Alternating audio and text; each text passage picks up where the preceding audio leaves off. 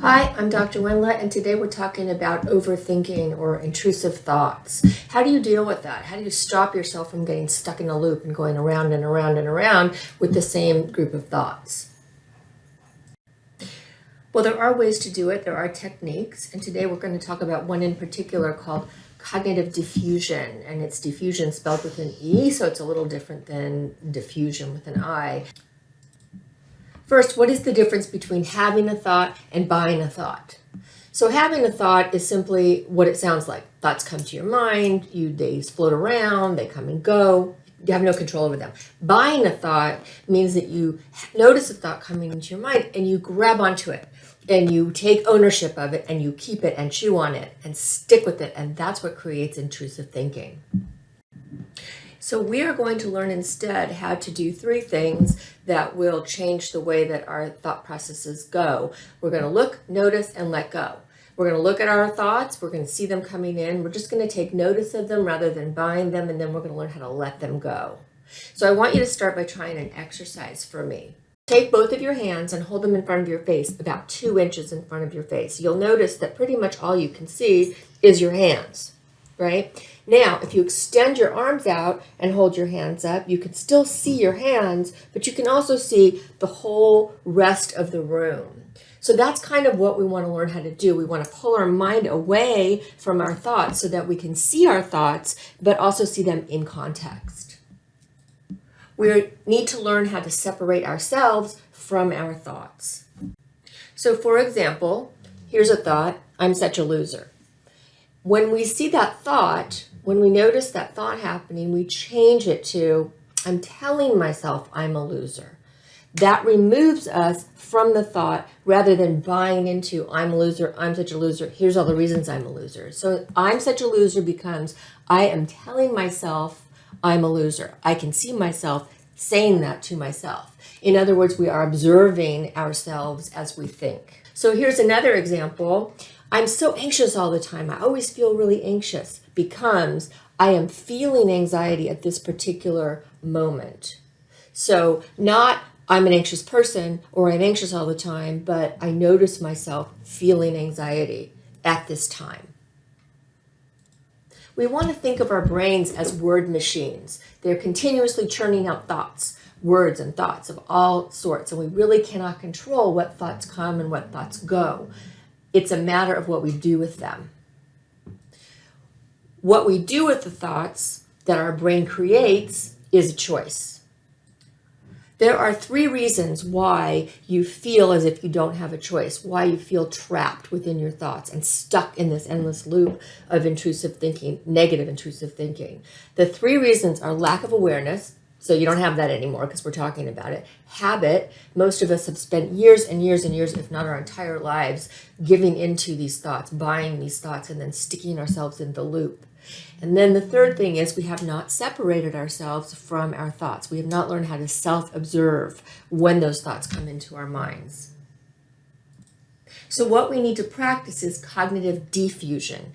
In order to understand that, let's look at what cognitive fusion is. Cognitive fusion is several different things. It's seeing the world through our thoughts as if they are fact. So accepting what we think as fact.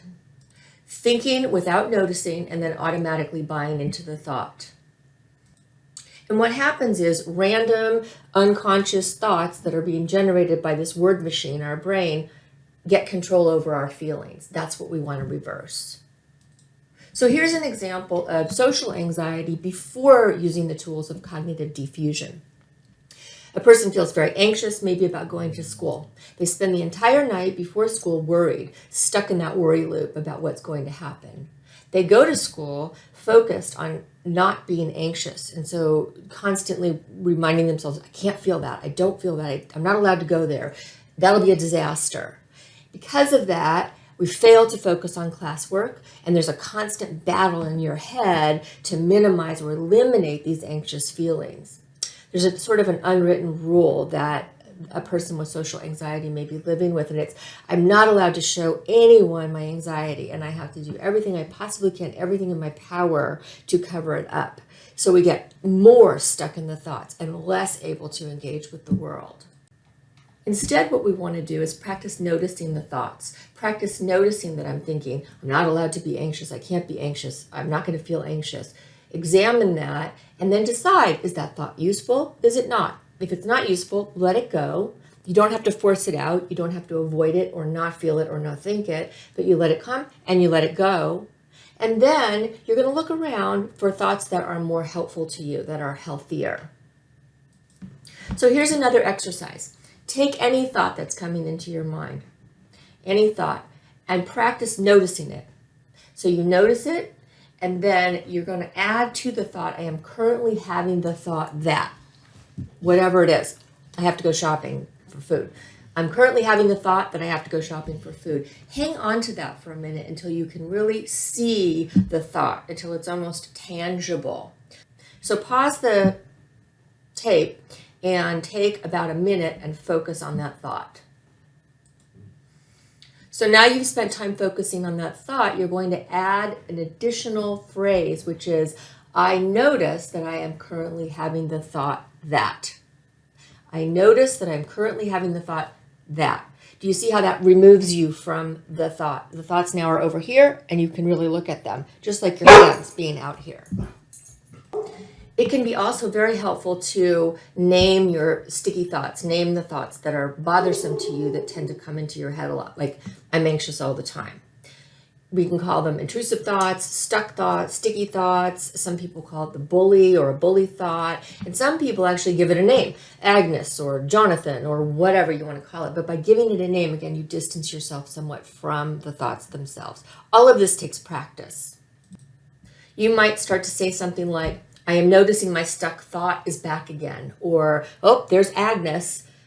That thought, it's come back into my mind. You're just taking notice of it, letting it come and letting it go. If it's not helpful to you, you let it go. Next, we want to remind ourselves that thoughts are not facts. Thoughts and feelings are not facts. So when that thought comes to your mind, for example, I'm having the stuck thought that people at school don't like me, we're going to remind ourselves it's just a thought, not a fact.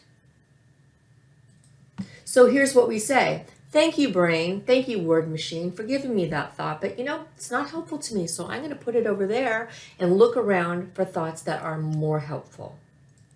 There is no need to accept or buy into any one given thought. You don't have to buy it, but you also don't have to fight it.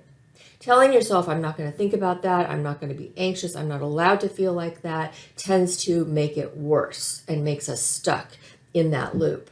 So you don't have to buy it, but you also don't have to fight against it. Try letting the thought just pass through. Here are some additional ways to implement cognitive diffusion. Some people use silly voices or even singing, so they get the thought, people at school don't like me because I'm awkward. Instead, and I'm not going to do it, but you say that to yourself in a funny voice, in a silly voice. It takes the power out of it. Word repetition is helpful. Everyone hates me because I'm so weird.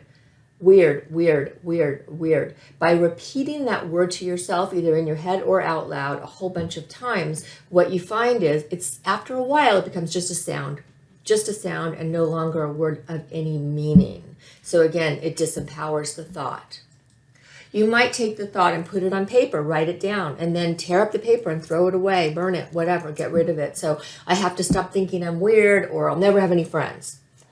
That's just a thought. We write it down, we throw it away. I'm noticing the thought that I have to stop thinking I'm weird or I'll never have friends. And that's what we write down. I'm noticing it and we get rid of it. So again, your brain is a word machine. It's continuously generating these thoughts. It's not that your brain generates them, that's the problem. It's what you choose to do with them. Does buying that thought make my life better or worse? So try these exercises. Practice it for a while. See what you think. Actively choosing which thoughts we keep and which ones we buy and which ones we let go gives us freedom to focus on our lives. And that's what we're after. I'm Dr. Wendla. That's it for today. Thank you for watching. If you like this video, please hit the like button and subscribe so you don't miss anything. I'll see you next time.